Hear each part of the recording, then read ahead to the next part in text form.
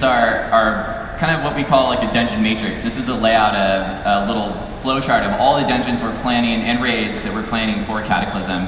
So you can see we've got a lot of raids we're planning to have at ship. We want to have 4 full raids ready to go at ship for everyone. We've always said we want to have more in-game content here than we ever had, and we plan on doing it. Grim Batal, Skywall, Firelands, something called Blackwing Descent, you're going to learn a little bit more about later. Huge selection of dungeons, as well as, like we've talked about earlier, we've some old world heroics, the Shadowfang Keep and Dead Mines. Awesome. So, first dungeon we're going to hit on is Abyssal Maw. Abyssal Maw is a 5-player dungeon. It's located, like I said earlier, in the sunken city of Ashir. The entrance into Abyssal Maw is in the sunken city. It's actually a giant vortex in the center of the zone. Getting near the vortex will actually pull you down into the elemental plane of water. From there, you can have access to the 2 separate Abyssal Maw dungeons that we're going to have.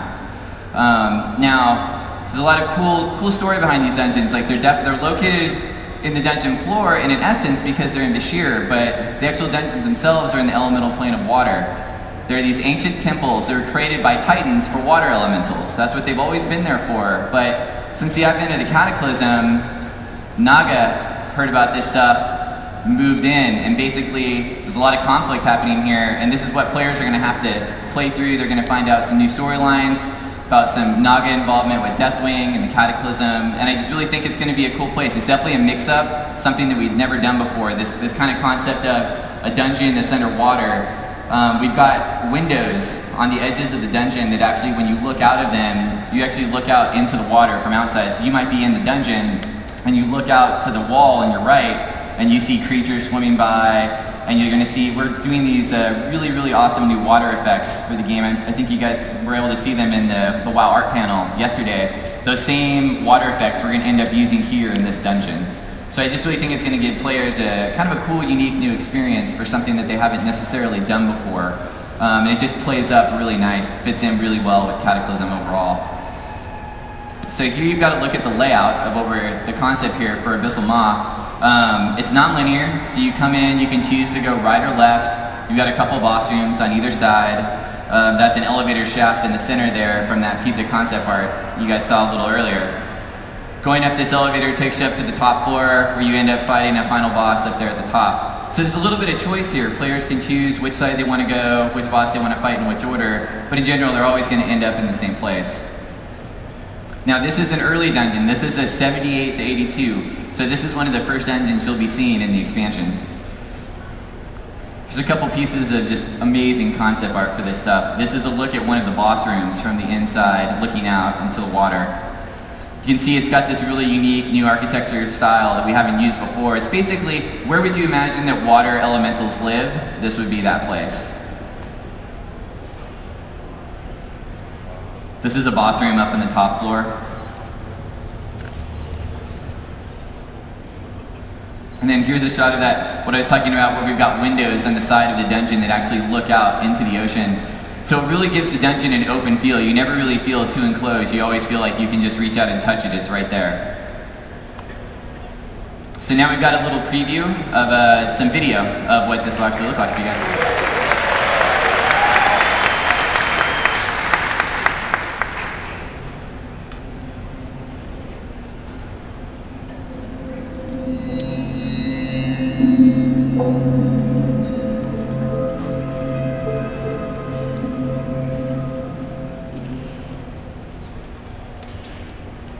Just a teaser.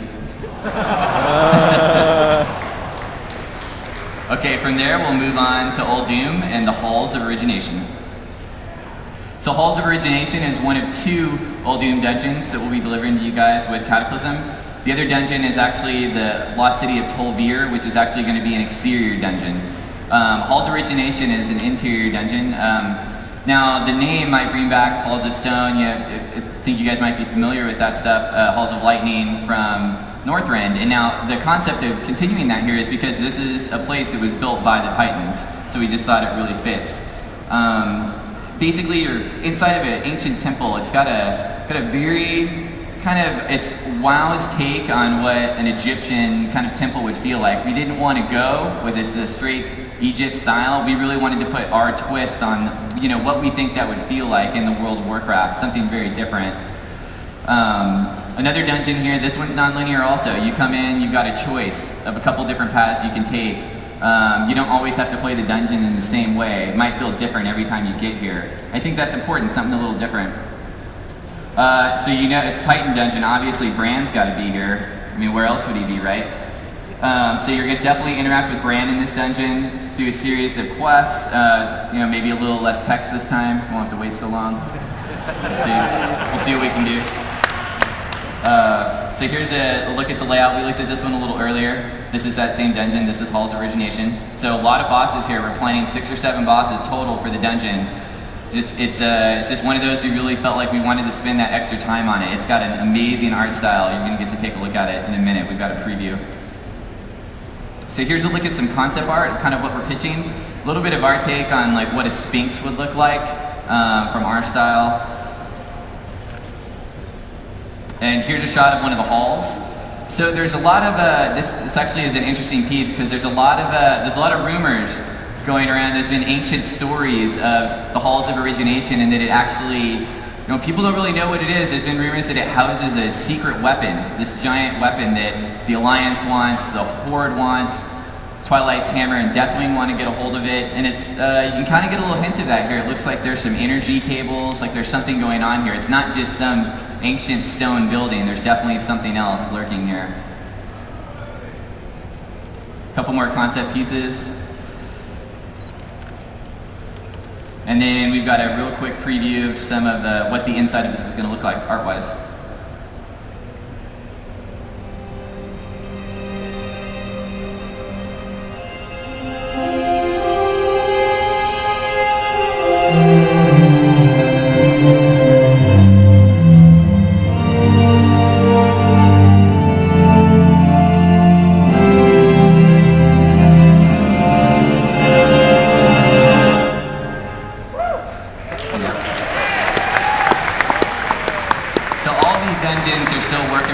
Obviously, none of the art is final, but they're getting there. So we really wanted to take, I know the shots are short, but we really just wanted to give you guys a little bit of a feel of what they're going to feel like when you get in. So next up, Blackrock Caverns. So Blackrock obviously has a ton of story with it, and it gave us a chance to reinvent a fan favorite. We knew people love Blackrock Spire, but we didn't want to go back and just take Spire and necessarily turn it into one of our heroics. We really thought, here, let's go ahead and just go full bore. We want to create a whole new dungeon for it. And there's a lot of story that goes with this. So this new instance that's in Blackrock is actually occupied by Twilight's Hammer. It's actually kind of like an off-site base for Deathwing. In the actual dungeon, he's actually bored a hole from the bottom of Blackrock Mountain all the way to Grim Batal. It's kind of like an underground freeway. And basically he uses that to transport supplies back and forth between Twilight's Hammer and Grim Batal, trying to basically extend the reach of Twilight Hammer anywhere that he can get in Azeroth. And that storyline really plays up here. So this is another one of our earlier dungeons, so you're definitely going to get a chance to play through this and experience it through quest lines as well as just from the concept of doing the dungeon.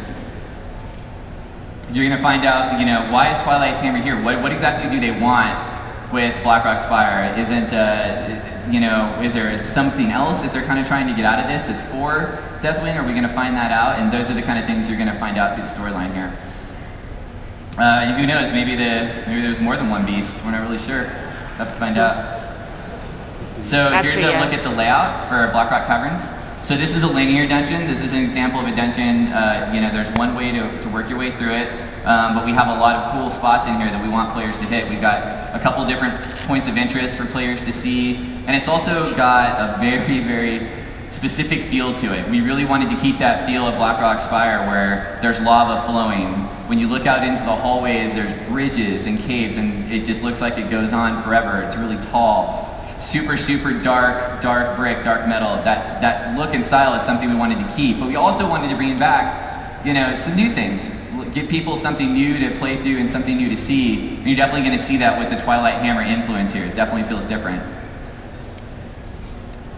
So we've got a video preview of Blackrock Caverns. Let's take a look at it.